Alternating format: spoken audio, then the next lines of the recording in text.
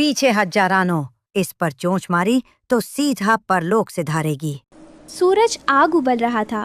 सुंदरवन की नदियां सफेद पत्थरों के बिछौने बन चुकी थी। तभी अचानक आधी रात को एक धमाका हुआ। कोई बम नहीं, बल्कि रोशनी का धमाका। जंगल के ठीक बीचों बीच एक विशालकाय आम प्रकट हुआ, जो किसी महल जितना बड़ा था। उसकी त्वचा से नीली और सुनहरी किरणें फूट रही थी। रानो चिड़िया ने जैसे ही उस आम को छुआ, उसे भीतर से हजारों झरनों के बहने की आवाज आई। तभी पीछे से एक कर्कश आवाज गूंजी।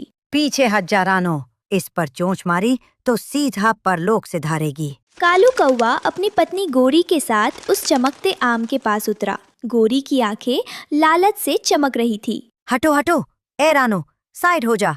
ये आम मेरे दादाजी ने मरते वक्त मुझे वसीयत में दिया था। देख रही है गोरी, इतना बड़ा आम। अगर इसे हम कब्जा लें तो पूरे साल हमें पानी के लिए तरसना नहीं पड़ेगा। वसीयत? कालू भाई, ये जादुई आम है। देखो इसकी रोशनी। ये हमारे सूखे जंगल को बचाने आया है, तुम्हारी भूख मिटाने नहीं। अरे वाह जी, इतना बड़ा आम! इसमें तो इतना जूस है कि हम इसे बोतलों में भर भर के पड़ोसी जंगल के कौवों को बेचेंगे। हम करोड़पति बन जाएंगे। भाभी, आप क्या कह रही है? ये आम कोई फल नहीं, ये तो कुदरत का करिश्मा है। इसके जादुई रस में वो शक्ति है जो इस सूखे को खत्म कर सकती है। हमें इसे पूरे जंगल में बांटना होगा। बांटना? पागल हो गई है क्या? मुफ्त में तो मैं किसी को अपनी बीट भी ना दूं। ये तो फिर भी जादुई जूस है। रानो, देख तू छोटी है, दिमाग भी छोटा है। जा यहाँ से, वरना इस आम के छिलके में लपेट के पार्सल कर दूंगा तुझे। कालू भाई, लालच बुरा है। अगर बारिश नहीं हुई तो ये रस भी सूख जाएगा। अरे जा जा, बड़ी आई प्रोफेसर। कालू जी सुनिए, आप पहरा दीजिए, मैं जाकर कांटेदार झाड़ियाँ लाती हूँ। इस आम के चारों तरफ बाड़ लगा देंगे, नो एंट्री। रानो परेशान होकर पुराने बरगद के पास पहुंची, जहां बूढ़े उल्लू दादा सदियों से रह रहे थे। रानो, मैं देख पा रहा हूँ, वो अमृत फल है, लेकिन सावधान, अगर इसे किसी ने नफरत या लालच से छुआ तो इसका रस जहर बन जाएगा और जंगल हमेशा के लिए राख हो जाएगा। उल्लू दादा, कालू भाई ने उस पर कब्जा कर लिया है। वो तो इसे बेचने की फिराक में है। तो सुनो रानो, तुम्हें साहसी वन मित्रों को जोड़ना होगा। जब तक इस जंगल के अलग अलग जीव एक साथ मिलकर इस फल की रक्षा नहीं करेंगे, तब तक इसका जादुई द्वार नहीं खुलेगा। जाओ, समय कम है।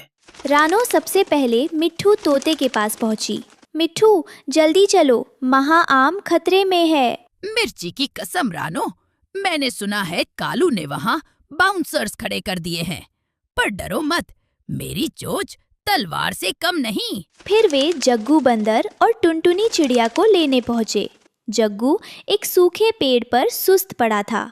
अरे रानो, शरीर में जान ही नहीं है, पानी मिले तो चलो। जग्गू, उसी आम के अंदर पानी का समंदर है। अगर आज हिम्मत दिखाई तो कल पूरे जंगल में हरियाली होगी। मैं भी चलूंगी, मैं कालू की आंखों में धूल झोंकूंगी। जब रानो की टीम पहुंची तो देखा कि कालू और गोरी ने आम के चारों ओर नुकीली लकड़ियां गाड़ दी थी। अरे ये क्या, सर्कस की टीम आ गई? जग्गू, तू तो बंदर है। इस जादुई आम को देख के ही तेरा पेट भर गया होगा। अब भाग यहाँ से। कालू, तमीज से बात कर, वरना इस जादुई आम की गुठली से तेरा सिर फोड़ दूंगा। ए बंदर, अपनी औकात में रह। ये आम अब कालू एंड गोरी प्राइवेट लिमिटेड की प्रॉपर्टी है। Private limited? गोरी भाभी, ये जादुई आम है, तुम्हारी फटी हुई छतरी नहीं। रानो, आदेश दो, क्या करना है? कालू भाई, आखिरी बार कह रही हूँ, हट जाइए। ये रस धरती माँ के लिए है। नहीं हटूंगा। क्या कर लेगी तू? शानो ने इशारा किया। जग्गू बंदर ने जोर से पेड़ों को हिलाना शुरू किया। टुनटुनी और रानो ने कालू और गोरी के सिर पर गोता लगाना शुरू किया। ओए, मेरी आँख! गोरी, ये चिड़िया तो सुई की तरह चुभ रही हैं। बचाओ, ये मिट्ठू मेरी पूंछ काट रहा है। हटो यहाँ से, ये आम ही मनहूस है। तभी अचानक आम से एक डरावनी गूंज निकली। उसका रंग सुनहरा से काला होने लगा। रुको, लड़ना बंद करो, आम का रस जहर बन रहा है। रानो, सबको साथ लाओ। रानो ने तुरंत युद्ध रोका। कालू भाई देखो, आपके लालच से ये आम मर रहा है। अगर ये मर गया तो हम सब भी प्यास से मर जाएं। कालू ने मुरझाते हुए जंगल और अपनी प्यासी पत्नी को देखा। उसका दिल पसीज गया। नहीं रानो, मुझे माफ कर दे। मुझे ये जूस नहीं, बस पानी चाहिए। हम सब मिलकर क्या करें? रानो ने सबको एक घेरा बनाने को कहा। जग्गू बंदर, मिट्ठू, टुनटुनी, उल्लू दादा और यहाँ तक कि कालू और गोरी ने भी एक दूसरे के पंख और हाथ थाम लिए।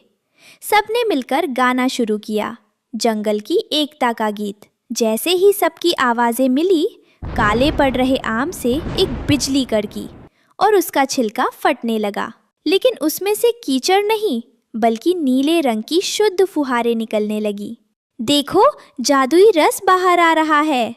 वो रस आम की चोटी से फव्वारे की तरह निकला और आसमान की ओर गया। देखते ही देखते तपते हुए सूरज को काले बादलों ने ढक लिया। बारिश! रानो, देखो बारिश हो रही है। सुंदरवन में सालों बाद बारिश हुई। मिट्ठू झूम उठा, जग्गू कीचड़ में फिसलने लगा। कालू और गोरी भी अपनी सारी अकड़ भूलकर बारिश का आनंद लेने लगे। रानो, तूने आज मेरी आंखें खोल दी। अकेले खाने में वो मजा कहाँ जो सबके साथ भीगने में है। हाँ रानो, अब से मैं अपनी चोंच सिर्फ गाना गाने के लिए खोलूंगी, लड़ने के लिए नहीं। ये जीत मेरी नहीं दोस्तों, ये हम सब की एकता की जीत है। जब रानो की टीम और कालू गोरी मिलकर आम की रक्षा कर रहे थे, तभी झाड़ियों से दो जलती हुई पीली आंखें दिखाई दी। वो बिल्लू बिल्ला था, जो अपनी खूंखार मूंछों को ताव देते हुए बाहर निकला। वाह, क्या बात है! चिड़िया, बंदर और कौवे सब एक ही थाली में। और ये क्या, इतना बड़ा आम! मुझे लगा यहाँ मुर्गियों की दावत चल रही है, पर यहाँ तो सोने का अंडा, मेरा मतलब है सोने का आम मिला है। बिल्लू भाई रुक जाओ, ये आम कोई खिलौना नहीं है। ये पूरे जंगल की प्यास बुझाने के लिए है। पीछे हट जाओ। ऐ छोटी चिड़िया, तू मुझे सिखाएगी? इस आम के रस से मैं अपनी ताकत बढ़ाऊंगा और फिर पूरे सुंदरवन पर मेरा राज होगा। हटो सामने से, वरना आज नाश्ते में ताजा पंख चबाऊंगा। बिल्लू ने एक जोरदार छलांग लगाई और अपने नुकीले पंजे आम की सुनहरी दीवार पर गड़ाने की कोशिश की। जैसे ही बिल्लू के पंजे आम को लगे, पूरे आम से एक गहरी और गूंजती हुई आवाज आई। आम की सुनहरी त्वचा थरथराने लगी। सावधान शिकारी, मैं केवल प्रेम की भाषा समझता हूँ। जिसके दिल में खंजर है, उसके लिए मैं पत्थर हूँ। बिल्लू बिल्ला हवा में ही जम गया। आम से नीली बिजली की एक हल्की लहर निकली और बिल्लू को जोर का झटका लगा। अయ్यो, मेरी मूंछें जल गईं। ये कैसा फल है जो पलटकर जवाब देता है? अरे बिल्लू भाई, बिजली का बिल भरने की आदत डाल लो। ये आम हाई वोल्टेज है। रानो, साहसी बेटी, इस लालची शिकारी को बता दो कि इस घर में वही प्रवेश कर सकता है जो दूसरों के लिए रोना जानता हो। बिल्लू, यदि तूने एक भी कदम आगे बढ़ाया तो तू इस जंगल का सबसे कमजोर प्राणी बन जाएगा। बिल्लू बिल्ला डर के मारे कांपने लगा। माफ करना महाराज, मुझे नहीं पता था कि आप बोलने वाले आम हैं। मैं तो बस कसरत कर रहा था। और वो दुम दबाकर झाड़ियों में गायब हो गया।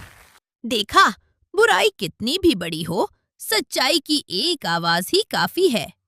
समय आ गया है बच्चों, आम ने खुद को सुरक्षित कर लिया है। अब इसकी शक्तियों को जगाने के लिए तुम सबको एक होना होगा।